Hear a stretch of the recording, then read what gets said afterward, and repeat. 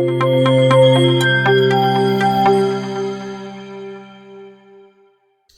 Students, good evening to all. I hope आप सभी अच्छे होंगे। आज हम डिस्कस कर रहे हैं हिस्ट्री में लास्ट चैप्टर, जिसका नाम है the print culture and modern world. मुद्रण तकनीक या मुद्रण संस्कृत और आधुनिक दुनिया। इसमें हम डिस्कस कर रहे हैं कि कैसे प्रिंट कल्चर स्टार्ट हुआ जापान, चाइना, जापान, कोरिया से, और कैसे वो वेस्टर्न वर्ल्ड में शिफ्ट हुआ। That means America, European countries में कैसे शिफ्ट हुआ, कैसे उसके बाद ब्रिटानिया गवर्नमेंट ने उसका यूज किया, कहाँ से उसका ओरिजिन और शिफ्टिंग की बात की जा रही है। ओके, तो हमने फर्स्ट लेक्चर में डिस्कस किया था कि चाइना, जापान के बारे में, कैसे वुडन ब्लॉक में इंक को लगा के उसको रगड़ के उसमें किया जाता था। आज हम डिस्कस करेंगे अपने इसमें प्रिंट कल्चर के बारे में, यूरोप में प्रिंट कल्चर, क्योंकि हमने फर्स्ट उसमें अपने डिस्कस किया था इसमें जापान के बारे में, इंडिया के वेस्टर्न साइड में। Let's start. Print comes to Europe from centuries. अगर हम सेंचुरीज से शताब्दियों की बात करें तो silk and spices from China flow into the European through the silk route. आपको हमने इससे पहले सिल्क रूट के बारे में बताया था कि सिल्क रूट के बारे में आपने पढ़ चुके हैं आप सिल्क रूट के बारे में। तो सिल्क रूट चाइना से, इंडिया से सिल्क जो है या सिल्क रूट के थ्रू सिल्क और मसाले, ठीक है, जाते थे, ट्रेवल किए जाते थे। In the 1295 Marco Polo a great explorer, एक मार्को पोलो थे, 1295 में return to Italy after years of the explorations in China. China में एक्सप्लोरेशन के बाद, काफी समय के बाद वो इटली को वापस लौटे। मार्को पोलो एक ग्रेट खोजी जो है वैज्ञानिक हुआ करते थे, जिनके नाम पर मार्को पोलो बसेस और अब ट्रेवल के जो काफ़ी सारे जो व्हीकल्स हैं उनकी कंपनी चलती है मार्को पोलो के नाम से, आपने देखा होगा, है ना। बसेज हो गई, शिप्स हो गए, इन सब पे। तो मार्को पोलो इटली के ग्रेट एक्सप्लोरर हुआ करते थे। ये चाइना से वापस आया एक्सप्लोर करके काफ़ी दिनों के बाद। Marco Polo bought this knowledge back with him from China. जब चाइना से वापस आए तो ये एक्सप्लोरर थी, तो वहां से इन्होंने क्या किया, प्रिंट कल्चर को, इस नॉलेज को लेके साथ में आए। Now Italian begin producing books. अब इटाली क्या करते थे, बुक्स को प्रोड्यूस करने लगे वुडन ब्लॉक्स के साथ, ठीक है। And soon technology spread to the other part of the Europe. अब इटली जो है उसका एक कंट्री है, यूरोप जो है कॉन्टिनेंट है, तो इटली से अब पूरे यूरोप में, other part of the European countries में अब ये स्प्रेड होने लगी टेक्नोलॉजी। कब, 1295 में जब वापस आए मार्को पोलो चाइना से। Now luxury editions were still handwritten on very expensive vellums made from aristocratic circles and rich monastic libraries with scoffed and print books as a cheap word trees, है ना। अब क्या हुआ, luxury जो संस्करण होते थे, एडिशंस होते थे, अभी भी बहुत महंगे जो पत्र पर हस्तलिखित थे, वे कुलीन जो एरिस्टोक्रेटिक जो सर्कल्स होता है, कुलीन जो मंडलियां होती हैं, आप कुलीन एरिस्टोक्रेटिक के बारे में पहले पढ़ चुके हैं यूरोप वाले में, फर्स्ट चैप्टर में। मंडलियां और समृद्ध जो मठवासी पुस्तकालयों के लिए थे जो मुद्रित पुस्तकों को सस्ती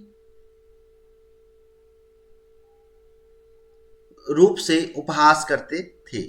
ठीक है, तो ये जो हैंड रिटन नोट्स होते थे वो आज अभी भी एरिस्टोक्रेट और जो अदर जो मठवास रिच मोनेस्टिक लोग होते हैं उनके पास आपको देखने को मिल जाती, और वो लोग उन्हीं को प्रेफर करते थे क्योंकि ये एक्सपेंसिव हुआ करती थी। ठीक है, the demand for books increase, books की डिमांड इंक्रीज हो रही थी। Book sellers all over European begin exporting books to many different countries. अब क्या था, यूरोप में अलग अलग प्लेसों से, अलग अलग कंट्रीज से बुक्स को एक्सपोर्ट किया जाता था डिफरेंट डिफरेंट कंट्रीज में, क्योंकि वहाँ पर उस टाइम लोगों को रीडिंग की और लर्निंग की जो है लगी हुई थी।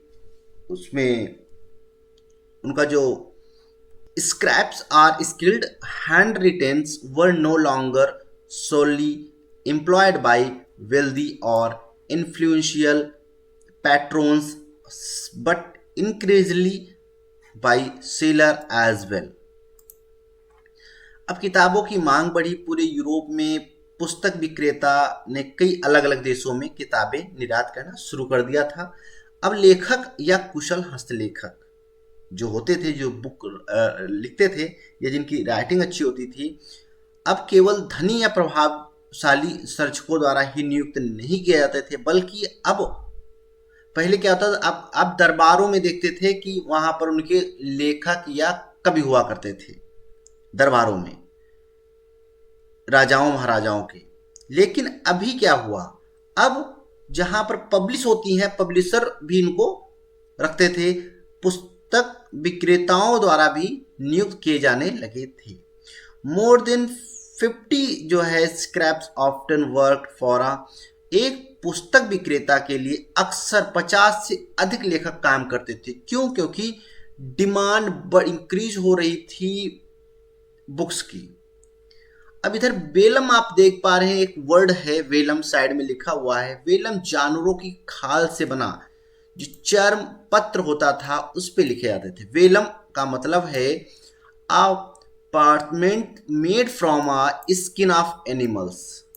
जो चर्म पत्र होता है, चर्म पत्र वो जानवरों का होता था, उसे हम वेलम कहते थे। और वेलम पे यहां पर देखो लिखा ना, very expensive Welham.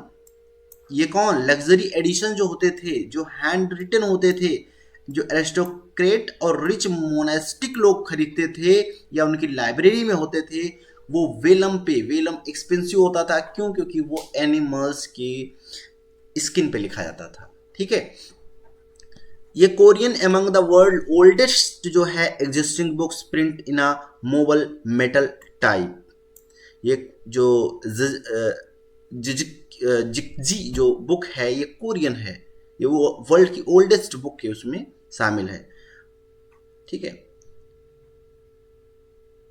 Now next चलेंगे। अभी क्या था, यूरोप में इतना सब बढ़ रहा था, अदर कंट्रियों में बढ़ रहा था, अब इसकी कुछ लिमिटेशंस भी हुआ करती थी, है ना, क्योंकि वर्क तो चल रहा है कंटिन्यूअसली, लेकिन प्रिंटिंग का अपना एक दायरा होता है, अपनी एक सीमाएं होती थी, तो उसके बारे में हम बात करेंगे। The hand written manuscript could not satisfy the ever increase demand for books. अब क्या था कि हैंड रिटन नोट्स जो हमने बताया, जैसे वेलम जैसे नोट्स होते हैं, वो काफ़ी ज़्यादा चीज़ों से मतलब बहुत ज़्यादा बढ़ रहे थे, लेकिन साथ में इंक्रीज हो रहा था एक वो वर्ग जो एक रीडर हुआ करता था बुक्स का, और वो रीडर और राइटर दोनों जब इंक्रीज हो रहे थे तो इससे क्या हो रहा था कि अब ज़्यादा से ज़्यादा मार्केट में बुक्स की डिमांड बढ़ रही थी। अब बुक की डिमांड को फुलफिल करने के लिए इतना पर्याप्त नहीं था कि हैंड रिटन मैन्युस्क्रिप्ट वहां तक पहुंचाई जा सके, और वो एक्सपेंसिव भी होती थी, लाइक दैट वेलम जैसी चीजें। तो अब उसके लिए क्या हुआ, copying was an expensive, laborious and laborious and time consuming business. ये होने लगा क्योंकि जब मांग पूरी नहीं कर सकी तो नकल करना एक महंगा और श्रमसाध्य और समय लेने वाला जो है व्यवसाय था। मैन्युस्क्रिप्ट्स वर, थर्ड पॉइंट है, manuscripts were fringing awkward to handle and could not be carried around or read easily। पांडुलिपियां नाजुक थी, उन्हें संभालना बहुत मुश्किल हुआ करता था। जो पांडुलिपियां लिखी थी उनको ऐसे पब्लिक किया भी नहीं जा सकता था और उन्हें इधर उधर ले जाना काफी, और ले जाने के साथ साथ उन्हें पढ़ा नहीं जा सकता था क्योंकि वो उस रीजनल लैंग्वेज में थी, हुआ करती थी, उस पर्टिकुलर एरिया के। अब their circulation therefore remain limited. इस प्रकार स्पष्ट रूप से ग्रंथों जो ग्रेट नीड जो रिमेन जो लिमिटेशंस हुआ करती थी किसके प्रति, वो ग्रंथ के और भी उनको ले जाना सीमित हुआ करता था, लिमिटेड रखा जाता था क्योंकि उनको ले जाने में वो फट सकती थी, वो खराब हो सकती थी और वो इधर उधर खो सकती थी, तो चुरा भी ली जा सकती थी, इसलिए वो पॉसिबल नहीं था। ये उसकी लिमिटेशंस हुआ करती थी। Thus there were clearly a great need for even quicker and cheaper reproduction of text. जो टेक्स्ट की आवश्यकता पड़ी कि जो रिप्रोड्यूस किया जा सके, जिसे पुनरुत्पादित किया जा सके, और जल्दी से उसको जरूरत पड़ी कि वो लिखा जा सके या प्रिंट किया जा सके। इस प्रकार स्पष्ट रूप से ग्रंथों और भी तेज और सस्ते पुनरुत्पाद की बहुत आवश्यकता थी। अब क्या था, ये वुडन ब्लॉक वहां भी चल रहे थे, मार्को पोलो के द्वारा न्यू टेक्नोलॉजी यूरोप में डिस्कस की गई थी, लेकिन उसकी कुछ लिमिटेशंस हुआ करती थी पूरे वर्ल्ड में, जो ये यहाँ पर बताई जा रही हैं। उनको ले जाना मुश्किल होता था, महंगी होती थी, हैंड रिटन इतनी इजिली अवेलेबल नहीं होते थे एज पर डिमांड। तो इसलिए अब क्या था, नई टेक्नोलॉजी डेवलप की जाए। अब पूरा वर्ल्ड शिफ्ट होगा, मैकेनिकल उस पर शिफ्ट होने की बात की जाने लगी थी। Gutenberg and the printing press. अब क्या था, तो हमने लिमिटेशन से बात की। अब लिमिटेशंस जो दिखी वहां पर लोगों को, पीपल्स को, अब दिखने के साथ ही लोगों ने क्या किया, नई टेक्नोलॉजी को अडॉप्ट, या नई टेक्नोलॉजी की सर्च की जाने लगी नई टेक्नोलॉजी, और जिसमें नाम आया पहला, यहां पर आपको हम बताया, गुटेनबर्ग। ठीक, अब गुटेनबर्ग कौन थे? Gutenberg was a son of a merchant and grew up on a large agriculture estate। Gutenberg एक व्यापारी का बेटा था और वह बड़ी कृषि संपदा, उसके पास जो एग्रीकल्चर जो प्रोडक्ट हुआ करते थे वो, मतलब एग्रीकल्चर वो अच्छी थी, ठीक है, हुआ करती थी। अब क्या था कि he learned art of polishing stones, become a master goldsmith and also acquired जो expertise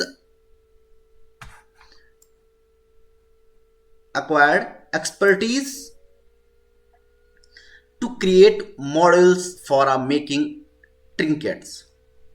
जो अक्षर मेकिंग की जो कला थी वो इन्होंने पत्थरों को चमकाने की कला सीखी। कौन? गुटेनबर्ग ने। और एक मास्टर बन गए, उसमें एक मास्टरी हासिल कर ली, और ट्रिंकेट बनाने के लिए, सांचे बनाने में भी विशेषज्ञता हासिल कर ली। अब वर्ड जो थे अब सांचों के द्वारा बनाए जाते थे।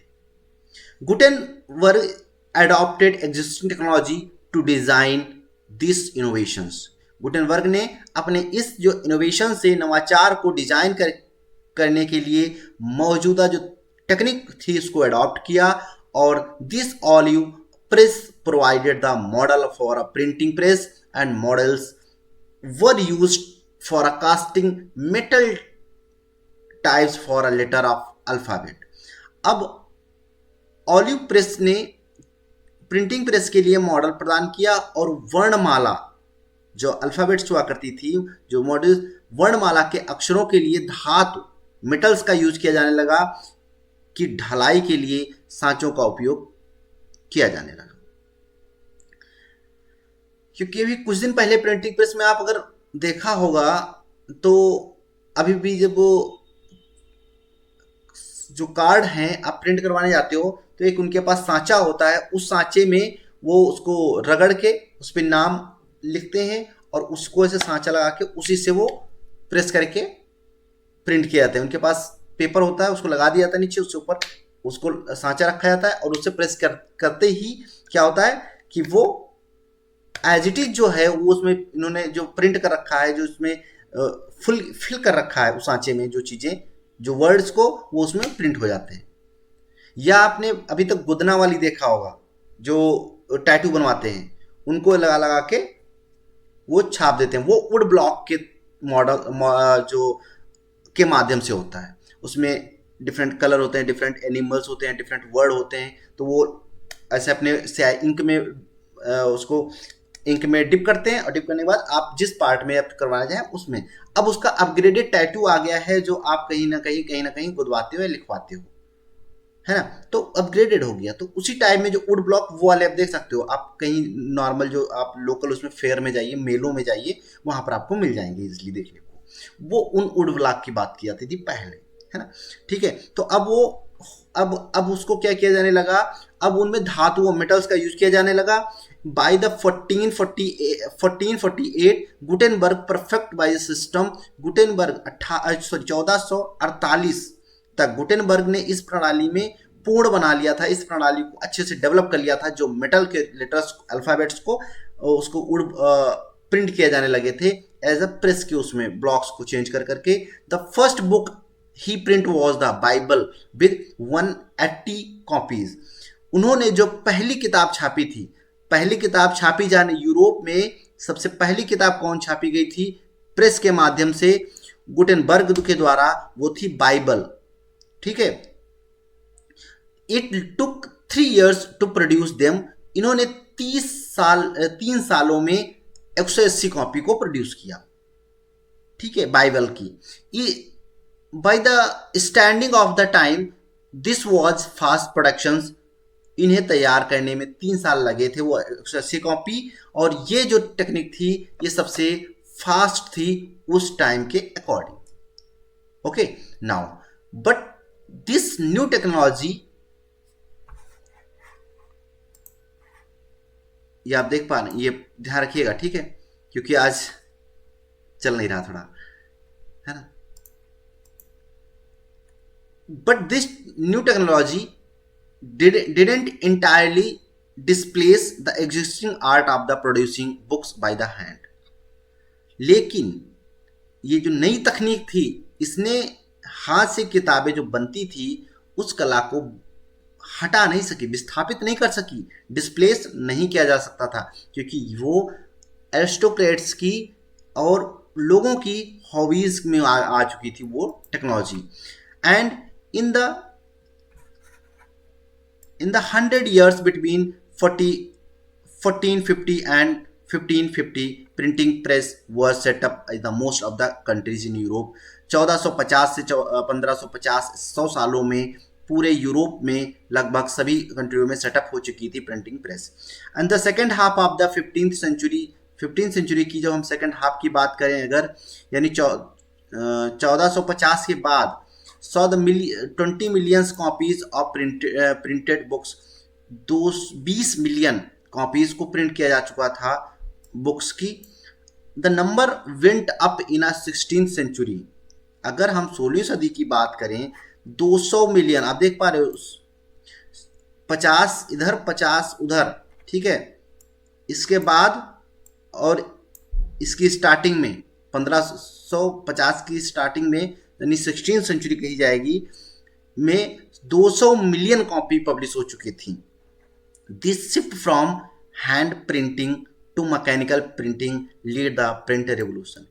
ये जो प्रिंटिंग का समय था, कैसे 100 ईयर्स में ही 20 से 200 मिलियन कॉपी पब्लिश की जा चुकी थी। ये उस टाइम का शिफ्ट था, दिखा रहा था कि हैंड प्रिंटिंग से कैसे यांत्रिक प्रिंटिंग में यानी यांत्रिक मुद्रण में मैकेनिकल प्रिंटिंग की तरफ शिफ्ट हुआ। और इस शिफ्ट को ही, जो शिफ्ट कहा जा रहा था, यही उस टाइम का प्रिंटिंग रेवोल्यूशन था, यानी जो क्रांति थी, मुद्रण क्रांति के नाम से जानी जाती थी। आप इस इमेज में आप पोर्ट्रेट ऑफ जॉनसन गुटेनबर्ग की प्रिंट है, जो कि 1584 में बनाई गई थी। तो आई होप आप गुटेनबर्ग या कैसे प्रिंटिंग, जो फर्स्ट प्रिंटिंग थी वो भी मैकेनिकल प्रिंटिंग कैसे बढ़ी, गुटेनबर्ग प्रिंटिंग प्रेस के बारे में देख लेते हैं। ये इनकी प्रिंटिंग प्रेस है और इस तरह का प्लेटन होता है जो कि उसको लगाया जाता था, ठीक है, इस जगह पे। Okay, now notice the long handle attach to see. Gutenberg printing press आप देख पा रहे हैं। ये प्रिंटिंग प्रेस पूरी बनती थी, इसमें एक हैंडल होता था, एक स्क्रू होता था, फ्रेम ऊपर रखा जाता था, प्लेटन जो ये होता है, इसी की हम बात कर रहे हैं, ये यहाँ पे बात करेंगे। ये लेटर प्रेस प्रिंटिंग होता था, ठीक है। Printing block placed over the paper, है ना, ये वाला ये पेपर है नीचे, इसके ऊपर ये प्लेस कर दिया था ये, और फिर इसको प्रेस, इस हैंडल के थ्रू इसको दबा के इसमें छाप दिया जाता था, ठीक है। इसकी हम बात कर रहे हैं यहाँ पर। ओके, तो इसमें, और ये टेक्निक किसने डेवलप की थी? ये टेक्निक जो पूरी डेवलप करने का जो श्रेय था वो जाता था गुटेनबर्ग को। अब गुटेनबर्ग कौन थे? याद रखिएगा, एक व्यापारी हुआ करते थे, ठीक है। तो इस तरह से notice the long handle attach to the screw, जो हैंडल से जुड़े, जो क्रू हुआ करता से जुड़े हैंडल पर ध्यान दें, जो हैंडल है, this handle was used to turn the screw and press down the platen over the printing block and was placed on a top of the sheets of damp paper. एक नीचे जो paper लगा है, हमने आपकी paper की बात की थी, हमने आपको पेपर के बारे में बताया था, और इस पेपर के ऊपर प्लेटन लगा है, इसमें लेटर पैड है, और इस हैंडल के थ्रू उसको प्रेस किया जाता था, और प्रेस करने से ये इसमें वही लिखा हुआ है, ठीक है, और प्रेस, उससे वो प्रेस हो जाता था। और प्लेटन क्या था? ये एक लेटर, नीचे पहले प्लेटन देख लो क्या है, ये वाला यहाँ पर letter press printing platen is a board, ठीक है, board which pressed into onto the block of the onto लिखा जाता है, ठीक है, block paper to get the impressions from the typings at a one time. Used be wooden board, later it was made in a steel. पहले ये wooden का हुआ करता था ये ब्लॉक, अभी ये इसमें स्टील के ब्लॉक्स लगने लगे, ठीक है। जो प्लेटन है पहले वुड का, अब स्टील के हो गए हैं। तो इस तरह से इसमें प्लेटन एक बोर्ड होता है जिसे एक प्रकार से छाप प्राप्त करने के लिए कागज के नीचे दबाया जाता है। एक समय पहले ये बोर्ड लकड़ी का हुआ करता था, अभी ये क्या है, ये बोर्ड जो है, ये बोर्ड अब स्टील का हुआ करता है, जैसे हमने आपको बताया। इसमें जिसे नम कागज की शीट के ऊपर रखा जाता है प्लेटन को। गुटेनबर्ग ने रोमन वर्ण माला के 26 अक्षरों में से प्रत्येक के लिए धातु के प्रकार विकसित किए, और विभिन्न शब्दों को बनाने के लिए उन्होंने निम्न जो सांचों और घूमने का एक तरीका भी बना दिया था। उन्हीं ब्लॉक्स में कैसे घुमा घुमा के आप उसको रीयूज किया जा सकता है। तो इस तरह से फिर this come to be known as the type printing machines and the remain the basic print technology over the next 300 years। 300 सालों तक यही टेक्नोलॉजी चलती रही मूवल वाली। ठीक है, book could be now be produced much faster than was possible then each printing blocks was prepared by the curving a piece of wooden by hand and the Gutenberg press could could print 250 sheets on one side per hour। एक घंटे में 250 seats का publication वहां पर possible था Gutenberg की इस press के द्वारा, और ये 300 सालों तक चलती रही और इसे ही फर्स्ट प्रिंटिंग मशीन के नाम से जाना जाता था उस टाइम की। तो इस ये जो था ये आप प्रिंटिंग गुटेनबर्ग की जो प्रिंटिंग प्रेस जो उन्होंने new mechanical printing press develop की थी उसके बारे में आप समझ गए होंगे। तो ये उस टाइम की इनकी न्यू प्रिंटिंग प्रेस हुआ करती थी। तो ये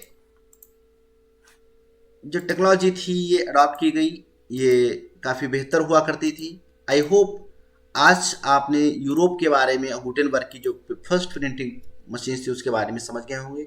नेक्स्ट हम डिस्कस करेंगे नेक्स्ट चैप्टर में। आई होप आपको अच्छा लगा होगा। प्लीज़ चैनल को शेयर करें, वीडियो को सब्सक्राइब करना मत भूलिए नए हैं तो, और अपने दोस्तों को बताइए कि यहाँ पर पूरी जो है एसएसटी का फुल लेंथ जो है वीडियो पड़े हुए हैं। अभी काफ़ी टाइम है, आप यहाँ पर अच्छे से बेहतर अपनी समझ डेवलप कर सकते हैं। Thank you so much. Please do like share and subscribe.